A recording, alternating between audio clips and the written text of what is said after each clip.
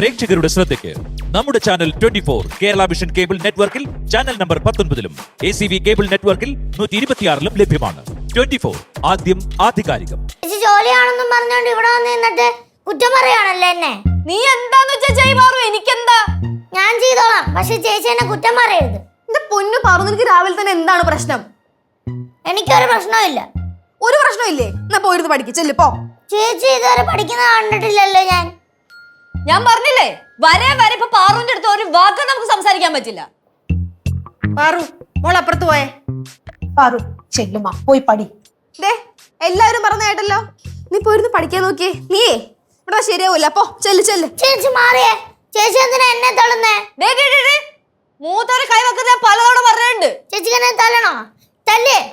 തല്ലാൻ ചേച്ചി എന്നെ തല്ലി കഴിഞ്ഞാലല്ലേ സമാധാനമാകത്തുള്ളു. ചേച്ചിക്ക് ആരുടെ അടുത്ത് ദേഷ്യം ഉണ്ടെങ്കിൽ അങ്ങനെയാ. ഇത്രയും ദിവസം കുഴപ്പമില്ലായിരുന്നു, ഇപ്പൊ എല്ലാരും വീണ്ടും തുടങ്ങിയിട്ടുണ്ട്. ദൈവമേ, ഇവിടുന്ന് മാറിയിരിക്കാനും പറ്റത്തില്ലല്ലോ. എന്റെ അപ്പൂപ്പൻ പോയി, അല്ലെങ്കിൽ അപ്പൂപ്പനടുത്ത് പോയി നിൽക്കായിരുന്നു.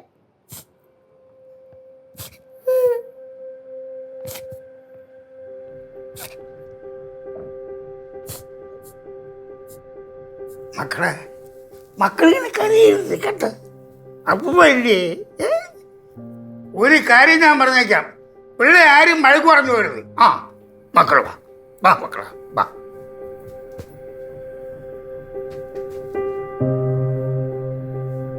ലച്ചു ലച്ചു പറഞ്ഞോ, സത്യം പറ, നീ എന്തോ രാവിലെ കൊച്ചിനെ ചെയ്തേ? ഇപ്പൊ ഞാൻ ചെയ്തെന്നായ? അല്ല, നിന്നെ വിശ്വസിക്കാൻ പറ്റത്തില്ല, അതുകൊണ്ടാ. വിശ്വസിക്കണ്ട, എന്നെ ആരും വിശ്വസിക്കണ്ട.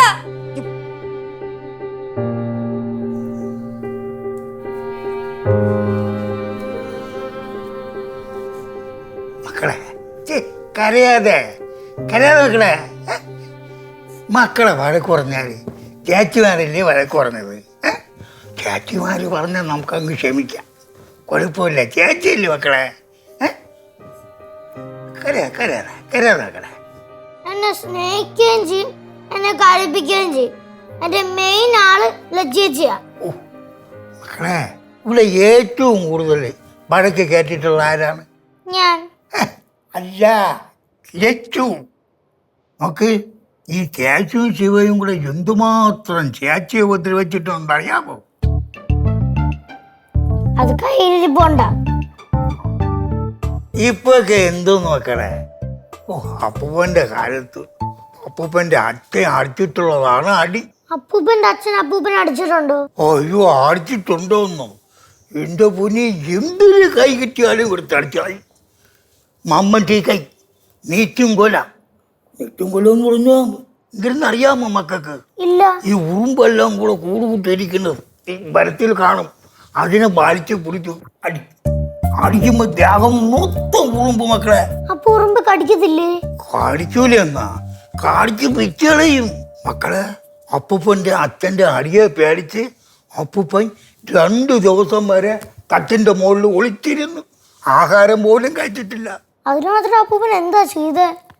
എന്ത് ചെയ്തെന്ന് പറഞ്ഞാൽ കടയിൽ പോയിട്ട് താമസിച്ച് വന്നാൽ അടിക്കും, പിന്നെ പശുവിന് പുല്ല് വരത്തില്ലെങ്കിൽ അടിക്കും.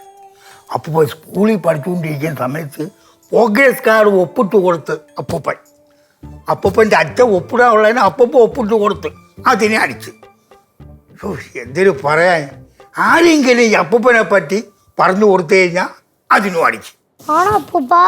പിന്നല്ലാതെ മക്കളെ, പണ്ടുള്ളവന്മാരെ ദേഷ്യം തീർക്കുന്നത് പിള്ളേരുടെ അടുത്താണ്. മുക്കാളുപേരും ദുഷ്ടന്മാരായിരിക്കും മക്കളെ. അപ്പൊ ഇത്രയൊക്കെ അറിഞ്ഞിട്ടാണല്ലേ അപ്പം പാവം തങ്കമ്മ പൊതിരെടുത്ത് വെച്ച് തല്ലിയിരുന്നത്, കുടിച്ചും അല്ലാണ്ടും. അത് മാത്രോ, തങ്കമ്മനെ വെട്ടാൻ വേണ്ടി വെട്ടുകത്തിയും കൊണ്ട് ആ വയലുവാരം മൊത്തം ഓടിച്ചത് ഓർമ്മയുണ്ടാ? അല്ല മക്കളെ, അതെന്തെന്നറിയാം, അവളെ സംസാരം ശരിയല്ല, അതാണ്. അപ്പൊ പോടില്ല, അല്ല വേറെ ഒന്നുമല്ല, അവളെ സംസാരം ശരിയല്ല. ഇതൊക്കെ പറഞ്ഞതുള്ളയാണോ? സത്യാണോന്നോ? ആയ കാലത്ത് ശങ്കരൻ തമ്പി ആരായിരുന്നു?